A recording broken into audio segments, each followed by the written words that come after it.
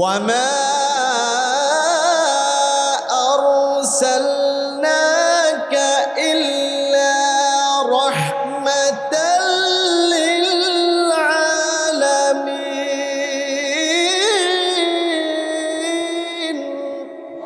আল্লাহ রাব্বুল আলামিন বলেন, ইয়া রাসূলুল্লাহ, ইয়া হাবিবাল্লাহ, আমি আপনাকে গোটা পৃথিবীর জন্য রহমত স্বরূপ প্রেরণ করেছি। পৃথিবীবাসীর জন্য আপনি রহমত, এই পৃথিবীর পশু পাখির জন্য আপনি রহমত, কাফেরদের জন্য আপনি রহমত, এই পৃথিবীর গাছপালা তরলতা যা কিছু আছে সব কিছুর জন্য আমি আল্লাহ তাআলা আপনাকে রাহমাতাল লিল আলামিন হিসাবে প্রেরণ করেছি। জোরে বলেন সুবহানাল্লাহ। সম্মানিত মুসলিয়ানে কেরাম, আমরা বর্তমানে যে মাসে অবস্থান করছি এই মাসটার নাম হচ্ছে পবিত্র রবিউল আউয়াল। অনেক কারণেই এই মাস খুব গুরুত্বপূর্ণ। যেমন এই মাসে আল্লাহ রাব্বুল আলামিন নবী রহমত আকায়ে দু জাহা সরওয়ারে কায়নাত বিশ্ব মানবতার মুক্তির দূত আমাদের সকলের প্রিয় নবী হযরত মুহাম্মদ মুস্তাফা সাল্লাল্লাহু আলাইহি ওয়াসাল্লামকে এই পৃথিবীর জাহেলি জমানায় মানুষকে অন্ধকার থেকে মুক্ত করে আলোর পথ দেখানোর জন্য, জাহান্নাম থেকে বের করে জান্নাতের পথের দিশা দেওয়ার জন্য রহমত স্বরূপ দুনিয়াতে আল্লাহ প্রেরণ করেছেন। সুবহানাল্লাহ। সাথে সাথে এই পৃথিবীতে আল্লাহ তাআলা যেই মিশন নিয়ে নবীজিকে দুনিয়াতে প্রেরণ করেছিলেন, সেই দাওয়াতি মিশন শেষ হওয়ার পরে আবার এই রবিউল আউয়াল মাসেই নবীজি সাল্লাল্লাহু আলাইহি ওয়াসাল্লাম আল্লাহ তাআলার ডাকে সাড়া দিয়ে দুনিয়া থেকে ইহলোক ত্যাগ করেছেন। এজন্য রবিউল আউয়াল মাস এটা এমন একটা মাস যেই মাসে আল্লাহ রসুল সাল্লাল্লাহু আলাইহি ওয়াসাল্লামের জীবনের অনেক গুরুত্বপূর্ণ বিষয়াদি এই মাসের সাথে সম্পৃক্ত। আমরা প্রতি বছরেই আলহামদুলিল্লাহ নিয়মতান্ত্রিকভাবে এ বিষয়ে আলোচনা করে আসছি, বিগত বছরগুলোতেও করেছি। তো গত বছরের আগের বছর আমি সিরাত সংক্রান্ত বিষয়ে মোটামুটি কয়েক মাস যাবৎ আলোচনা করেছিলাম। আলহামদুলিল্লাহ প্রায় 3 মাসের উপরে শুধু নবীজির জীবনী নিয়ে আলোচনা করেছি। এজন্য গত বছরও বিস্তারিত কোনো আলোচনা করি নেই আর, কারণ যেহেতু এই বিষয়টা আমাদের আলোচনা হয়েছে। এবছরও মোটামুটি কিছু বিষয় আমরা আলোচনা করব, কারণ এই মাসের গুরুত্বপূর্ণ একটা আলোচনা, যাকে কেন্দ্র করে এই গোটা পৃথিবীর এত আয়োজন। যেই নবী মুহাম্মদুর রাসূলুল্লাহ, সকলেই পড়েন সাল্লাল্লাহু আলাইহি ওয়াসাল্লাম, যেই নবীকে কেন্দ্র করে পৃথিবীর এত আয়োজন, আল্লাহ তাআলার এত আয়োজন, সেই নবীজির জীবনী আমাদের জন্য, সকলের জন্য জানা এটা একটা জরুরি বিষয়। আল্লাহ রসুল সাল্লাল্লাহু আলাইহি ওয়াসাল্লাম কখন পৃথিবীতে এসেছিলেন, কি মিশন নিয়ে পৃথিবীতে এসেছিলেন, এই বিষয়গুলো আমরা একেবারে গোড়া থেকে, শুরু থেকে ইনশাআল্লাহ বিস্তারিতভাবে আলোচনা করার চেষ্টা করব। আল্লাহ যেন তৌফিক দান করেন, আমিন। সম্মানিত হাজরিন, নবীজি সাল্লাল্লাহু আলাইহি ওয়াসাল্লাম দুনিয়ার বুকে রহমত হিসাবে আগমন করেছেন এবং সেই রহমতের আলো দিয়ে তিনি জাহিলিয়াতের গুটগুটে অন্ধকারকে দূরীভূত করেছেন, পৃথিবী থেকে চিরতরে বিদায় করে দিয়েছেন। নবীজি সাল্লাল্লাহু আলাইহি ওয়াসাল্লাম দুনিয়াতে আসার পরে এই পৃথিবী থেকে শিরিক, কুফর, বৈষম্য, সাদা কালোর পার্থক্য, ধনী গরিবের পার্থক্য, স্বাধীন গোলামের পার্থক্য, এই যে মানুষের মধ্যে জাত বেদে তারতম্য, সম্মান ইজ্জতের কম বেশ করা হতো, যেটাকে আমরা এক কথায় বৈষম্য বলি, আল্লাহ রসুল সেগুলোকে দুনিয়া থেকে বিতাড়িত করেছেন। সুবিধাবঞ্চিত মানুষের জন্য নবী করিম সাল্লাল্লাহু আলাইহি ওয়াসাল্লাম যত ধরনের সুবিধা দেওয়া প্রয়োজন সব ধরনের সুবিধা আল্লাহ তাআলার পক্ষ থেকে তাদের জন্য নবীজি ব্যবস্থা করেছেন। এবং তাওহীদের বিজয় নিশান নবী করিম সাল্লাল্লাহু আলাইহি ওয়াসাল্লাম এই পৃথিবীতে উড্ডীন করেছিলেন। প্রিয় ভাইয়েরা আমার, রাসূলুল্লাহ সাল্লাল্লাহু আলাইহি ওয়াসাল্লাম যেই সময় পৃথিবীতে আগমন করেছিলেন, ইতিহাসে সেই সময়টাকে বলা হয় আইয়ামে জাহালিয়াত। আরবি জাহালুন শব্দের অর্থ হচ্ছে মূর্খতা, বর্বরতা। সেখান থেকেই এই জাহালুন শব্দ থেকেই আইয়ামে জাহালিয়াত, চরম মূর্খতার যুগ। যেই জমানায় মানুষের প্রতিটা আচরণ, প্রতিটা কথাবার্তা, চলন বলন সব কিছু চরম পর্যায়ের মূর্খের মতো ছিল। শিক্ষা দীক্ষা, সভ্যতা, সুস্থ সংস্কৃতি বলতে কোনো কিছুই সেই সময় মানুষের মধ্যে ছিল না। কোন সময়টাকে জাহিলি যুগ বলা হয়? হযরত ঈসা আলাইহিস সালাতু ওয়াস সালামকে আল্লাহ তাআলা দুনিয়া থেকে উঠিয়ে নিয়ে গিয়েছেন। উনি ইন্তেকাল এখনো করেননি। আসমানে আল্লাহ তাআলার জিম্মাদারিতে এখনো সংরক্ষিত আছেন। কিয়ামতের আগে পৃথিবীতে আসবেন, আল্লাহর এই জমিনে আল্লাহর দ্বীন বিজয় করবেন, তারপরে তিনি স্বাভাবিকভাবে ইন্তেকাল করবেন, মারা যাবেন। ঈসা আলাইহিস সালাতু ওয়াস সালামকে দুনিয়া থেকে উঠিয়ে নেওয়ার প্রায় 570 বছর পরে নবী করিম সাল্লাল্লাহু আলাইহি সাল্লামকে আল্লাহ তাআলা দুনিয়াতে প্রেরণ করেছেন। এই 570 বছর এই পৃথিবীতে কোনো নবী না থাকার কারণে মানুষকে ভুল পথ থেকে ফিরিয়ে সঠিক পথের দিকে আহ্বান করবে এরকম একজন পথ প্রদর্শক, একজন যোগ্য গাইডজান না থাকার কারণে, গাইডজান শূন্যতা থাকার কারণে এই পৃথিবীর মানুষেরা তাদের মন গড়া মতে চলতে চলতে একসময় চরম পর্যায়ের বিভ্রান্তিতে পরিণত হল। এবং এমন একটা সিচুয়েশন সেই সময় কায়েম হয়েছিল যে যে যেটাকে সুবিধা মনে করতো নিজের জন্য এটাই ভালো, আর যেটা তার ইগুতে লাগতো, মাইন্ডে লাগতো, এটাই খারাপ। এবং সেই জমানাটা এমন বর্বর হয়েছিল, মানুষ গুনাহ করে নিজেদের মধ্যে প্রতিযোগিতা করত এবং সেটাকে গর্ববোধ করত। কে কত বেশি জিনা করেছে এটা নিয়ে গর্ব হতো, যে আমি এতগুলো নারীর চরিত্র নষ্ট করেছি, গর্ব করত। আমি এতবার মদ পান করেছি, গর্ব করত। এমন একটা জমানা ছিল সেটা। এবং ঐতিহাসিক বিদগণ ওনারা লিখেছেন, মুআররিখিন, ইসলাম আসার আগের 150 থেকে 200 বছরের যে সময়, এই সময়টাকে বলা হয় আইয়ামে জাহালিয়াত, জাহিলি যুগ, চরম বর্বরতার যুগ। কেমন জাহিলি ছিল? মানুষের মধ্যে মূর্খতা, উগ্রপন্থা এত বেশি ছিল।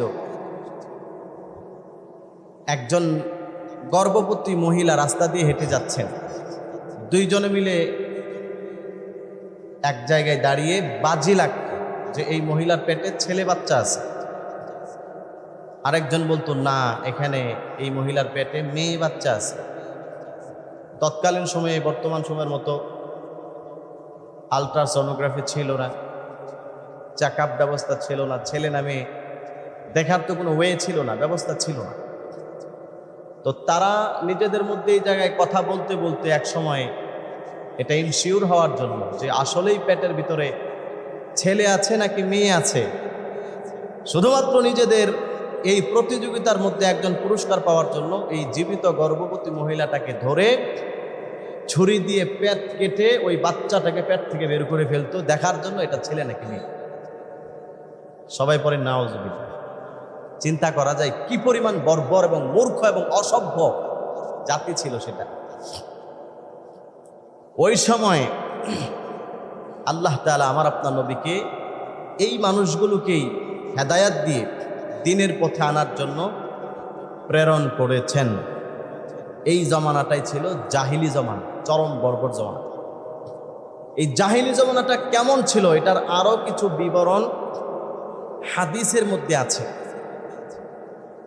এই হাদিসটি হাদিসের অনেক কিতাবে আছে। হাদিসের বর্ণনাকারী হচ্ছে হযরত জাফর তাইয়ার রাদিয়াল্লাহু তাআলা আনহু। উনি একটি ভাষণ দিয়েছিলেন। সেই ভাষণটা দিয়েছিলেন তিনি নাজ্জাশী বাদশার সামনে। নবীজি সাল্লাল্লাহু আলাইহি ওয়াসাল্লাম যখন মানুষকে দ্বীনের পথে দাওয়াত দিলেন, অনেক মানুষ ইসলামের সুশীতল ছায়াতলে আশ্রয় গ্রহণ করলেন। ইসলাম গ্রহণ করার পরে তাদের উপর অকথ্য ভাষায় গালাগালি, জুলুম, নির্যাতনের স্ট্রিম রোলার তাদের উপর চালানো হলো।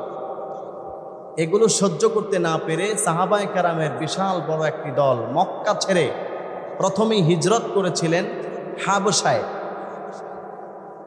ওই হাবশায় নবীজি সাহাবীদের একটা দল হিজরত করেছেন। এর পরবর্তীতে বিভিন্ন দেশে হিজরত করেছেন এবং এক পর্যায়ে মদিনাতে নবীজি নিজেও হিজরত করেছেন। হাবশায় যখন তারা হিজরত করে সেখানে চলে গেলেন, মুহাজির সাহাবীদের একটা দল শরণার্থী হয়ে, আমাদের দেশে যেরকম রোহিঙ্গারা জুলুমের নির্যাতন শিকার হয়ে আপনার মায়ানমার থেকে বাংলাদেশের কক্সবাজার উখিয়া এলাকায় আশ্রয় নিয়েছে, আমরা আশ্রয় দিয়েছি। ওই হাবশা বাদশার ওই অঞ্চলে গিয়ে সাহাবীদের একটা বিশাল দল হিজরত করে সেখানে আশ্রয় নিলেন। আশ্রয় নেওয়ার পরে সেখানে নাজ্জাশী বাদশার কাছে চিঠি লিখলেন। ওই কুরাইশ আরবদের যারা জালেম, যাদের জুলুম সহ্য করতে না পেরে এখানে তারা আশ্রয় নিয়েছেন, নাজ্জাশী বাদশার কাছে চিঠি লিখলো যে মক্কার কিছু দুষ্কৃতিকারী খারাপ মানুষ যারা ধর্মান্তরিত হয়েছে, তাদের বাপদাদার ধর্ম মূর্তি পূজা ছেড়ে দিয়ে একজন নিজেকে নবী দাবি করে তার ধর্ম কবুল করছেন। চিঠি লিখছে, এই লোকগুলোকে আমরা শাস্তি দিব, কিন্তু তারা নিজের জীবন বাঁচানোর জন্য, আত্মরক্ষার জন্য এই দেশ ছেড়ে পালিয়ে আপনার দেশে গিয়ে আশ্রয় নিচ্ছে হাবশায়। সুতরাং আপনার কাছে আমাদের রিকোয়েস্ট হচ্ছে, দাবি হচ্ছে, আপনি তাদেরকে আমাদের কাছে পাঠিয়ে দেন, নয়তো আমরা হামলা করব। আমাদের কাছে তাদেরকে পাঠিয়ে দেন যেন আমরা বিচার করতে পারি। এটা চিঠি লিখল। ওখানে চিঠি লেখার পরে তখন বাদশাহ ওই সাহাবীদের মধ্য থেকে একজনকে ডাকলেন, নাজ্জাশী বাদশাহ, হাবশার বাদশাহ ডেকে বললেন যে তোমরা যে তোমাদের দেশ ছেড়ে পালায়ন করে এই জায়গার মধ্যে আসছ, কারণ কি? এমনি এমনি কি নিজের দেশ ছেড়ে চলে আসছ, নাকি কোনো কারণ আছে? এটা সঠিক ব্যাখ্যা আমাদেরকে দাও।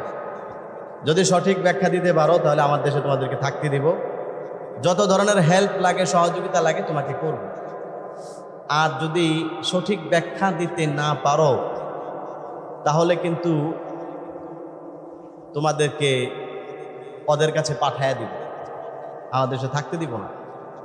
তখন হযরত জাফর তাইয়ার রাদিয়াল্লাহু তাআলা আনহু কেন নিজের দেশ ছেড়ে হাবশায় হিজরত করে চলে আসলেন, এই বর্ণনাটা দিয়েছেন, এটা হাদিসের মধ্যে আছে।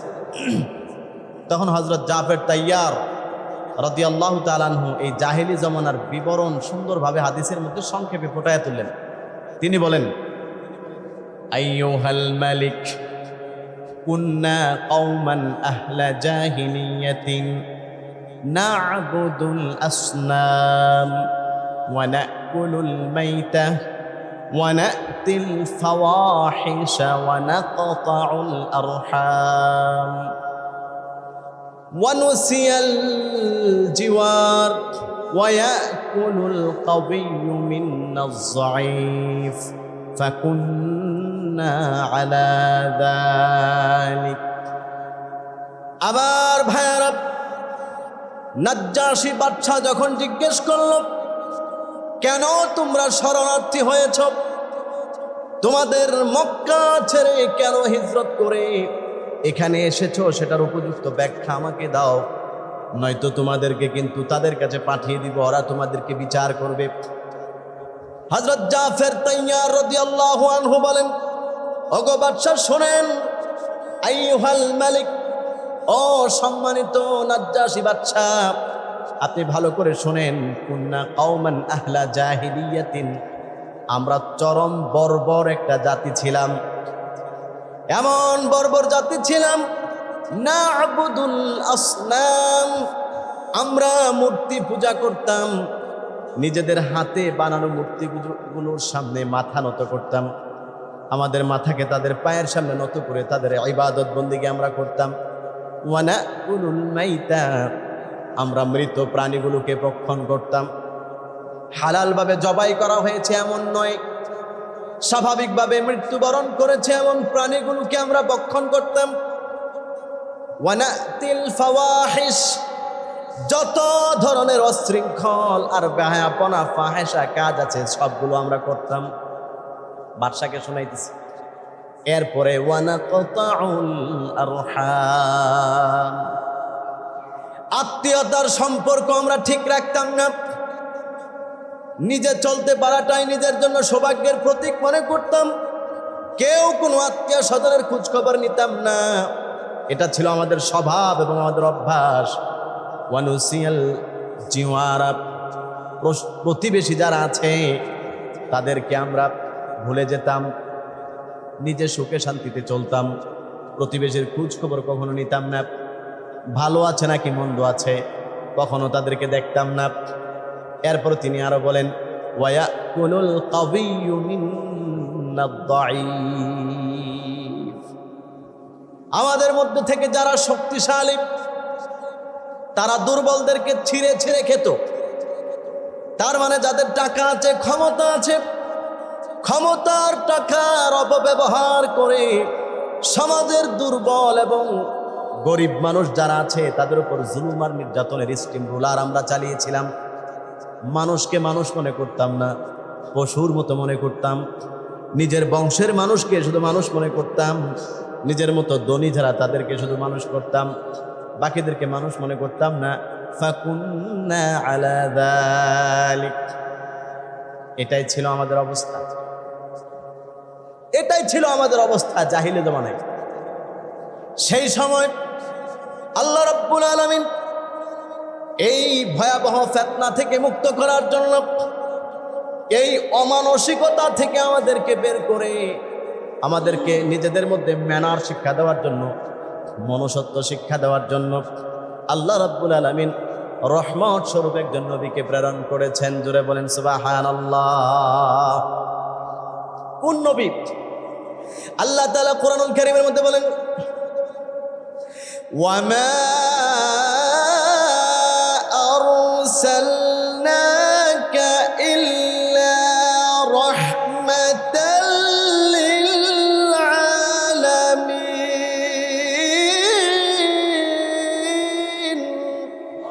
আল্লাহ রাব্বুল আলামিন বলেন, ইয়া রাসূলুল্লাহ, ইয়া হাবিবাল্লাহ, আমি আপনাকে গোটা পৃথিবীর জন্য রহমত স্বরূপ প্রেরণ করেছি। পৃথিবীবাসীর জন্য আপনি রহমত, এই পৃথিবীর পশু পাখির জন্য আপনি রহমত, কাফেরদের জন্য আপনি রহমত, এই পৃথিবীর গাছপালা তরলতা যা কিছু আছে সব কিছুর জন্য আমি আল্লাহ তাআলা আপনাকে রাহমাতাল লিল আলামিন হিসাবে প্রেরণ করেছি। জোরে বলেন সুবহানাল্লাহ। এই মানুষ করেছেন, তিনি এসে আমাদেরকে শিক্ষা দিয়েছেন, তোমরা যেগুলো করছো এগুলো ঠিক নয়। তিনি আমাদেরকে এসে শিক্ষা দিয়েছেন, মূর্তি পূজা করা যাবে না, মূর্তির সামনে মাথা নত করা যাবে না। তিনি আমাদেরকে শিক্ষা দিয়েছেন, আত্মীয়তার সম্পর্ক ছিন্ন করা যাবে না। এই বন্ধন জান্নাতের বন্ধন, এই বন্ধন সওয়াব এবং আল্লাহর পক্ষ থেকে বিশাল এক আজর সওয়াব পাওয়ার বন্ধন। সুতরাং আত্মীয়তার সম্পর্ক কোনো অবস্থাতেই ছিন্ন করা যাবে না। তিনি আমাদেরকে শিক্ষা দিয়েছেন, গোলাম তার মনিব তার গোলামের উপর জুলুম আর নির্যাতনের উস্টিম রিলার চালাতে পারবে না। তিনি আমাদেরকে শিক্ষা দিয়েছেন, ধনীরা গরিবদের উপরে জুলুম করতে পারবে না। তিনি আমাদেরকে শিক্ষা দিয়েছেন, সমাজের মধ্যে যে বৈষম্যতা রয়েছে সেগুলোকে দূর করতে হবে, এগুলো করা যাবে না। আমরা তার কথা মেনে, তার ডাকে সাড়া দিয়ে তার উপর ঈমান এনেছি, তাকে সত্য নবী এবং রাসূল হিসেবে মেনে নিয়েছি। এবং তার সেই আদর্শগুলোকে গ্রহণ করেছি এবং সেই জাহিলি জমানার অসভ্যতা থেকে আমরা ফিরে এসেছি, ওগুলো ছেড়ে দিয়েছি। এ কারণে মক্কার কাফের এবং মুশরিকরা আমাদের উপর নারাজ। আমরা আমাদের ধর্মকর্ম ঠিকমতো পালন করতে পারছি না, হক এবং সত্যের উপর ঠিক থাকতে পারছি না ওদের জুলুমের কারণে। এই জন্য বাধ্য হয়ে নিজের দেশ ছেড়ে এই যাযাবর জীবনযাপন করার জন্য আমাদের সেই জন্মভূমি পিতৃভূমি ছেড়ে হিজরত করে আপনার দেশে এসে আশ্রয় নিয়েছি। এই বর্ণনা যখন দিলেন নাজ্জাশী বাদশাহ, নবীজি সাল্লাল্লাহু আলাইহি ওয়াসাল্লামের সেই উত্তম আদর্শ আর আখলাকের কথা শুনে যে এমন একজন মহামানবের অনুসরণ তোমরা করো যার আচার আচরণ এত সুন্দর, সুবহানাল্লাহ বলেন, সে সাথে সাথে কাফেরদের প্রতিনিধিদেরকে জানায় দিল, তোমরা তোমাদের দেশে ফিরে যাও, ওরা আমার এই দেশের মধ্যে নিরাপদে থাকবে, তোমাদের মতো জালেমদের হাতে আমি এই সমস্ত নেককার এবং সৎ মানুষগুলোকে কখনোই তুলে দিতে পারি না, তুলে দিব না। আল্লাহু আকবার বলেন। একজন কাফের হয়ে রসুলের আদর্শের কথা শুনে মুসলমানদের পক্ষে দাঁড়িয়েছেন, তাদেরকে ফিরে যেতে দেয় না। সম্মানিত হাজিরিন, এই ছিল জাহিলি জমানার বর্ণনা হাদিসে, যেটা এমন একটা বর্বর যুগ ছিল। এরপরেও জাহিলি জমানার মধ্যে আরো বিশেষ কিছু খারাপ দিক ছিল। এক নাম্বার ছিল কুফুর এবং শিরিকে ভরপুর। জাহিলি জমানাটা এমন একটা জমানা ছিল, মানুষ কথায় কথায় কুফরি করত, কথায় কথায় শিরকের গুনার মধ্যে লিপ্ত হয়ে যেত। মূর্তি পূজা করত, গাছের পূজা করত, মাছের পূজা করত। যে মানুষের একটু উপকার করতে পারত তারা আল্লাহকে বাদ দিয়ে তারই পূজার মধ্যে লেগে যেত। আল্লাহ রাব্বুল আলামিন তাদের সেই পথভ্রষ্ট কাহিনীগুলো কোরআনুল কারীমের মধ্যে আমাদেরকে শুনিয়েছেন। আল্লাহ তাআলা বলেন, وَيَعْبُدُونَ مِن دُونِ اللَّهِ مَا لَا يَضُرُّهُمْ وَلَا يَنفَعُهُمْ। কোরআনুল কারীমে সূরা ইউনূস 18 নম্বর আয়াতে আল্লাহ রাব্বুল আলামিন বলেন, তারা আল্লাহ ব্যতীত এমন কিছু জিনিসের পূজা করত, ইবাদত বন্দেগী করত, মা লা ইয়াদুররুহুম, যাদের পূজা করত তারা এদের কোনো ক্ষতি করতে পারে না, ওয়ালা ইয়ানফাউহুম, কোনো উপকারও করতে পারে না। এমন কিছু মূর্তির পূজা করে যেই মূর্তি কোনো উপকারও করতে পারে না, ক্ষতিও করতে পারে না। কি বলেন, মূর্তি কি কোনো উপকার করতে পারে? জবান ছড়ে বলেন সবাই, পারে? মূর্তির সামনে যদি সারাদিন বলেন আমাকে একটা চাকরি দেন, মূর্তি চাকরি দিতে পারবে? আপনার কোনো উপকার করতে পারবে না। মূর্তি নিজেকে ক্ষতি থেকে বাঁচাইতে পারে না। আপনাদেরকে ঘটনা শুনিয়েছি, ইব্রাহিম আলাইহিস সালাতু ওয়াস সালাম নিজে সবগুলো মূর্তিকে পিটিয়ে একদম গুঁড়ো গুঁড়ো করে ভেঙে টুকরা টুকরা করে এই কোরালটাকে বড়টার ঘাড়ের মধ্যে ঝুলায় রাখছেন।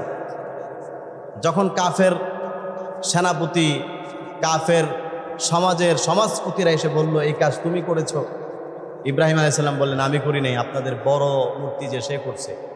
বিশ্বাস না হলে দেখেন, আপনার প্রমাণ আছে, এই যে বড় কোরাল ওর ঘাড়ে ঝোলানো, তাহলে নিশ্চিত সেই ওগুলার পিটায় মারছে। তখন কাফেররাই বলল যে অসম্ভব, এই মূর্তি তো কখনো আরেকজনকে পিটাইতে পারে না। তাহলে তাহলে কেমনে ঘটলো? তুমি ভাঙছো। ইব্রাহিম আলাইহিস সালাম বলেন না, আপনারা যার কাছে বিভিন্ন জিনিস থেকে, ক্ষতি থেকে আশ্রয় প্রার্থনা করেন, আল্লাহ ফসলে যেন ক্ষতি না হয়, মূর্তির কাছে গিয়ে মাথা নত করে বলেন, আপনার ক্ষতি থেকে সে বাঁচাবে আপনাকে।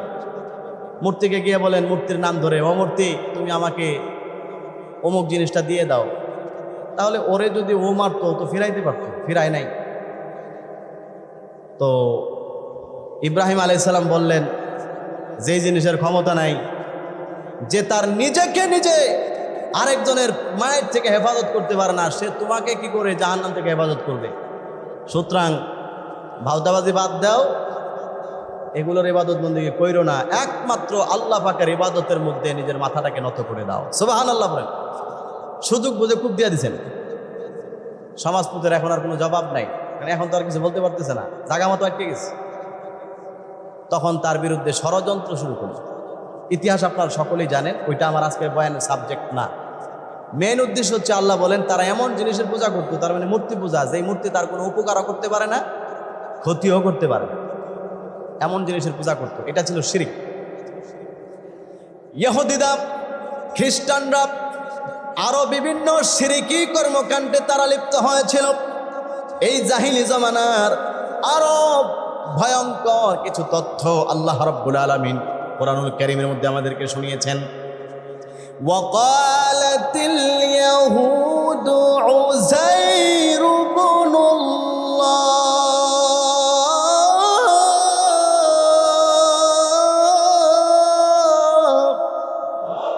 ওয়াকালাতিন নাসারা আল মাসীহ ইবনুল্লাহ। আল্লাহ রাব্বুল আলামিন কোরআনুল কারীমে সূরা তাওবা 30 নম্বর আয়াতে বলেন, ওই জাহেলি জমানার লোকদের অবস্থাটা এমন ছিল, যারা ইহুদি তারা বলতো উযাইর একজন নবীর নাম, তারা বলতো উযাইর হচ্ছে আল্লাহ তাআলার সন্তান। নাউজুবিল্লাহ বলেন। সুতরাং সে আল্লাহর মতো নবীর পূজা শুরু করে দিতে লাগলো, এটা আল্লাহর সন্তান। এরপরে আল্লাহ বলেন ওয়াকালাতিন নাসারা, যারা নাসারা ছিল তারা বলতো আল মাসীহ ইবনুল্লাহ, ঈসা আলাইহিস সালাম সে হচ্ছে আল্লাহর সন্তান। নাউজুবিল্লাহ বলেন। এইভাবে তারা জুলুম করত। আল্লাহ রাব্বুল আলামিন বলেন যালিকা কওলুহুম বিআফওয়াহিহিম, এটা হলো তাদের মুখের কথা, এভাবেই তারা ইবাদত বন্দেগী করত এবং কাফেররাও এগুলো বলতো। আল্লাহ রাব্বুল আলামিন বলেন এই সবগুলো হচ্ছে ভুয়া। আসলে ঈসা এবং উযাইর কেউ আল্লাহর সন্তান নয়। মারিয়াম আলাইহিস সালাম তিনিও আল্লাহর স্ত্রী নন, বরং আল্লাহ হচ্ছেন তিনি যার কোনো সন্তান নাই, যার কোনো ছেলে নাই, যার কোনো স্ত্রী নাই, বরং তিনি হচ্ছেন একক। কথা বলুন ঠিক কিনা? আল্লাহ রাব্বুল আলামিন কোরআনুল কারীমের মধ্যে বলেন কুল হুয়াল্লাহু আহাদ আল্লাহুস সামাদ লাম ইয়ালিদ ওয়া লাম ইউলাদ ওয়া লাম ইয়াকুল লাহু কুফুয়ান আহাদ। আল্লাহ রাব্বুল আলামিন, হে নবী আপনি বলে দিন আল্লাহ তাআলা হচ্ছেন একক। আল্লাহ তিনি কারো মুখাপেক্ষী নন, তার কোনো স্ত্রী নাই এবং তার কোনো সন্তান নাই, তার কোনো বাবা মা নাই, তিনি কারো থেকে জন্মগ্রহণ করেন নাই, তার মানে ওনার কোনো বাবা মা নাই, তিনি কাউকে জন্ম দেন নাই, সুতরাং ওনার কোনো সন্তান নাই, স্ত্রী নাই। তাহলে তিনি কে? আল্লাহ আয়াতের শেষে বলেন ওয়ালাম ইয়াকুন লাহু কুফুয়ান আহাদ, এই পৃথিবীর যা কিছু আছে কোনো কিছুই আল্লাহ তাআলার সমকক্ষ হতে পারে না। কথা বলুন ঠিক কিনা? আল্লাহ তাআলা সবার ঊর্ধ্বে, কোনো কিছুই তার সমান নয়। এটা ছিল জাহিলি জামানার অবস্থা। যারা ধার্মিক, যারা নবীদের অনুসরণ করত, তাদের অবস্থা ছিল এটা। আগে তো একটা শোনালাম, যারা মূর্তি পূজা করে তারা নবীদেরকে মানে না, আর যারা ঈসা নবীকে মানে, তাওরাতের অনুসরণ করে, তাদের অবস্থা ছিল এটা যে ঈসা হচ্ছে আল্লাহর সন্তান। তাদের বিশ্বাস হচ্ছে উযাইর আলাইহিস সালাম একজন নবী ছিলেন, উনি আল্লাহর সন্তান।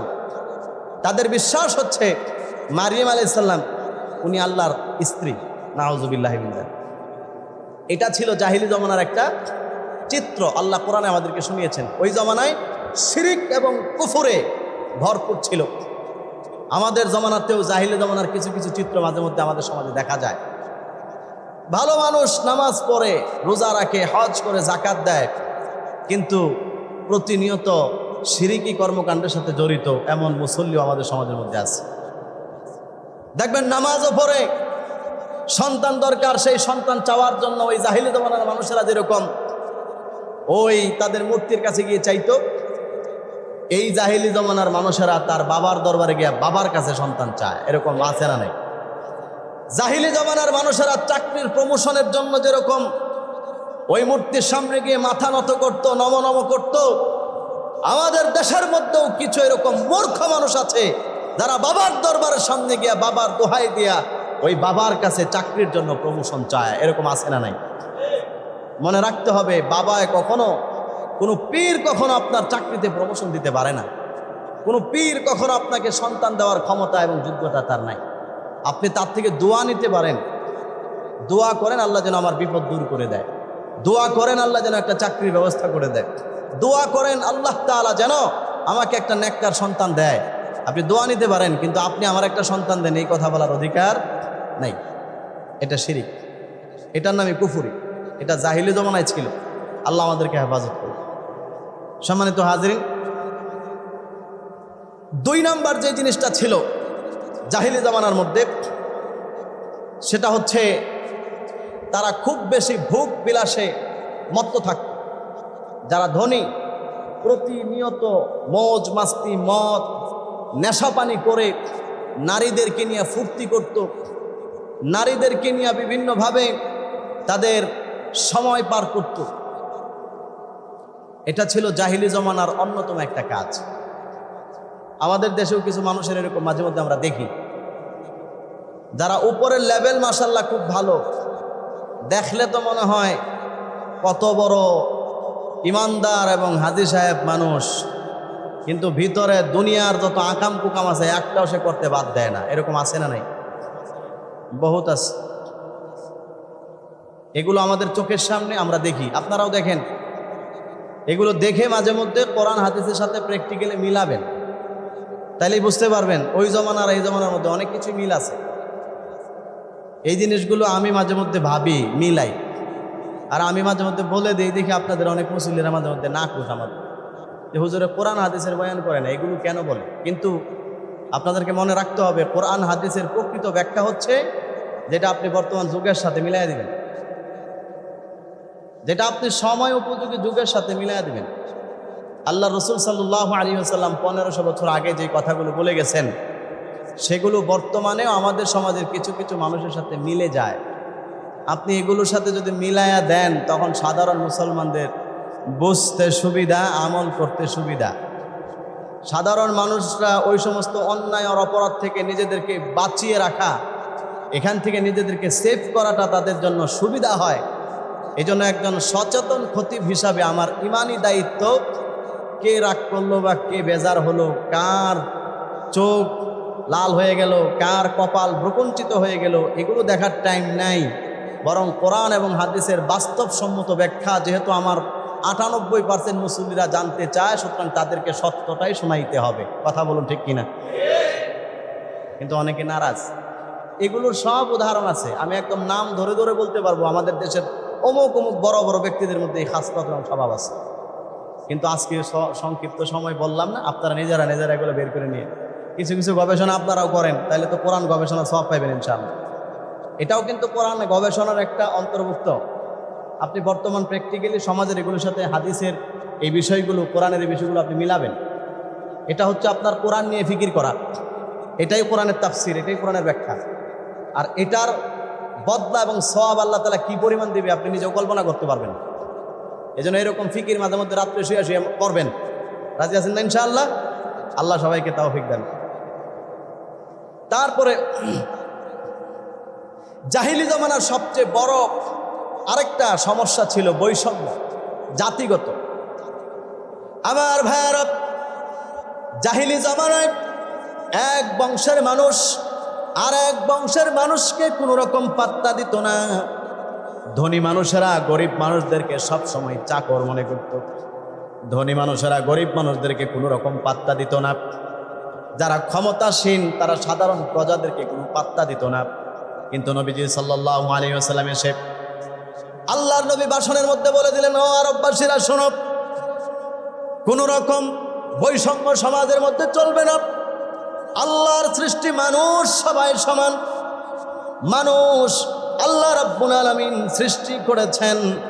আল্লাহ রাব্বুল আলামিন সৃষ্টি করার পরে পৃথিবীর মানুষকে বিভিন্ন সমাজে সমাজে ভাগ করেছেন, বিভিন্ন গোত্রে গোত্রে ভাগ করেছেন। আল্লাহ রাব্বুল আলামিন কাউকে জন্ম দিয়েছেন খান বংশে, কাউকে জন্ম দিয়েছেন শেখ বংশে, আল্লাহ তাআলা কাউকে জন্ম দিয়েছেন চৌধুরী বংশে, আল্লাহ রাব্বুল আলামিন কাউকে জন্ম দিয়েছেন পাঠান বংশে। এগুলো হচ্ছে সমাজের মধ্যে তোমাদের নিজেদের আইডেন্টিফাই করার জন্য, একজন আরেকজনকে যেন চিনতে পারো, এরকম সমাজের ব্যবস্থা আল্লাহ তাআলা করে দিয়েছেন। কিন্তু এগুলোর কারণে মানুষের মর্যাদা এবং সম্মান কখনোই আল্লাহর কাছে বাড়ে না। মানুষের মর্যাদা এবং সম্মান আল্লাহর কাছে বাড়ে কখন জানো? ইন্না আকরামাকুম ইনদাল্লাহি আতকাকুম। আল্লাহ রাব্বুল আলামিন বলেন, তোমাদের মধ্যে কে কোন বংশের ওটা আমার দেখার দরকার নাই। কার চেহারার কালার কেমন, কে কত সুন্দর, কে কত কালো দেখার আমি আল্লাহ তাআলার দরকার নাই। আমি আল্লাহ তাআলার কাছে যার হৃদয়ের মধ্যে আল্লাহর ভয় এবং তাকওয়ার পরিমাণ বেশি, ওই লোকটার দাম এবং মর্যাদা আমি আল্লাহ তাআলার কাছে বেশি। পড়ুন সুবহানাল্লাহ। আল্লাহ তাআলা আয়াত নাযিল করছেন নবীর মাধ্যমে, হয় না? আপনি জানায়া দেন। নবীজি যখন এই ঘোষণা দিলেন, আরবদের মধ্যে বৈষম্য দূর হয়ে গেল। আরবের মানুষ জন্মগতভাবে সুন্দর, এখন তারা কালোদেরকে দেখলে আর হিংসা করে না। আল্লাহু আকবার বলেন। যার কারণে বেলাল হাবশী রাদিয়াল্লাহু তাআলা আনহু এমন কালো এবং কুদসি একজন সাহাবী, ঐতিহাসিক বিদ্বান বর্ণনা দিয়েছেন ওনার চেহারা এত কালো, এত কালো, ওনার হাতের তালাগুলো পর্যন্ত কালো, পায়ের তলা পর্যন্ত কালো, ঠোঁটগুলো মোটা মোটা ঝুলে গিয়েছে, জিহ্বাটাকে উমাইয়া ছিদ্র করে ফেলেছে, ঠিক বাতাস বের হয়ে যায়, আসহাদু উচ্চারণ হয়, কিন্তু হৃদয়টা আল্লাহর তাকওয়া এবং আল্লাহর ভালোবাসা, নবীর প্রেম দিয়ে ভরপুর। ওই বেলাল হাবশীর দাম আল্লাহ তাআলার কাছে কত বেশি। আল্লাহর নবী মেরাজ থেকে এসে মসজিদের মধ্যে বসে বয়ান করেন, ও সাহাবীরা শোনো, আল্লাহ রাব্বুল আলামিন যখন আমাকে জান্নাত ভ্রমণ করিয়েছেন, ওই জান্নাত ভ্রমণ করতে গিয়ে আমি আমার দুনিয়ার কালো বেলাল, যার কোনো বংশমর্যাদা নাই, ইজ্জত সম্মান দুনিয়াতে কিছু নাই, গোলাম, আমি সেই গোলামের জুতার আওয়াজ আমি আল্লাহর জান্নাতের মধ্যে শুনে এসেছি। জোরে বলেন সুবহানাল্লাহ। মর্যাদা এবং সম্মান আল্লাহ তাআলার কাছে বাড়ে আল্লাহর ভয় এবং তাকওয়ার কারণে। মুসলিম শাসক যারা ছিল, খলিফাতুল মুসলিমিন যারা ছিল, তারা সব সময় নবীজির এই আদর্শগুলোকে ফলো করতেন। সমাজের মধ্যে ক্ষমতার কারণে বৈষম্য করতেন না, টাকা পয়সার কারণে বৈষম্য করতেন না, সবাই সবাইকে মর্যাদা এবং সম্মান দিত, সবাই সবার প্রতি ন্যাক ধারণা ছিল। এই লোকটার টাকা কম, কিন্তু হয়তো বা তার তাকওয়া আমার চাইতে বেশি, লোকটার দাম আল্লাহর কাছে আমার চাইতে বেশি, লোকটাকে সম্মান করত। এটা ছিল আল্লাহওয়ালাদের অবস্থা। আর আমরা অনেক সময় দেখি আমাদের সমাজের মধ্যে মানুষের সম্মান, মানুষের মর্যাদা সব কিছু এখন বিচার করা হয় টাকার বিনিময়ে, ক্ষমতার বিনিময়ে, বংশের বিনিময়ে। জোরে বলেন, এরকম আছে না নাই? অথচ আমাদের এই ভারত উপমহাদেশের ইতিহাস পড়লে দেখবেন, অনেক বড় একজন বুজুর্গ বাদশাহ ছিল, মসজিদে নামাজ পড়তে গেলেন, ওনার সাথে ওনার গোলাম গেল, দুইজন এক কাতারের মধ্যে দাঁড়ায় গেছেন। আল্লাহু আকবার বলেন। কবি বলছেন তাদের সেই ঘটনা, এক হি সফ মে খড়ে হো গয়ে মাহমুদ ও আয়াজ,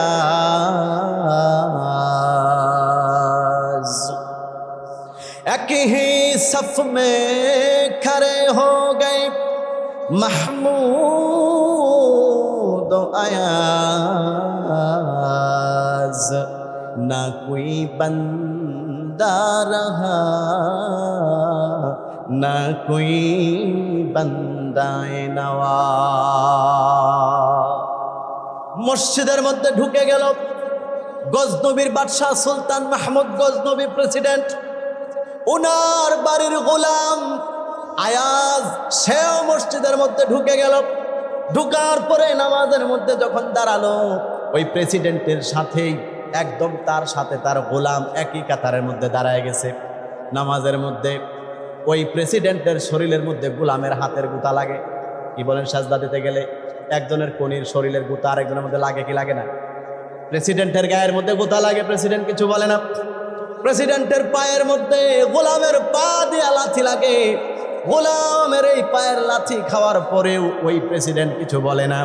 কারণ যেই জায়গার মধ্যে তুমি ঢুকেছ, মসজিদের মধ্যে যখন তুমি ঢুকে গিয়ে নামাজের মুসাল্লার মধ্যে যখন দাঁড়ায় গেলা, তখন তোমার বাহিরের রাজনৈতিক পরিচয় এখানে চলবে না, বাহিরের ক্ষমতার পরিচয় এখানে চলবে না, বাহিরের বংশের পরিচয় এখানে চলবে না, বাহিরের গোত্রের পরিচয় এখানে চলবে না।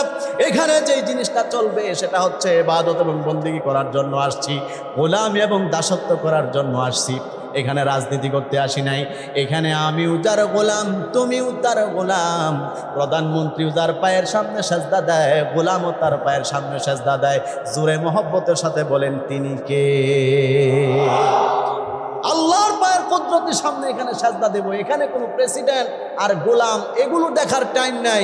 এখানে দুজনেই সমান, আমিও গোলাম তুমিও গোলাম, উভয় গোলামে একই কাতারের মধ্যে দাঁড়ায় নামাজ পড়ে, কোনো রকম বৈষম্য নাই, কোনো রকম বিরোধিতা নাই। কথা বলুন ঠিক কিনা?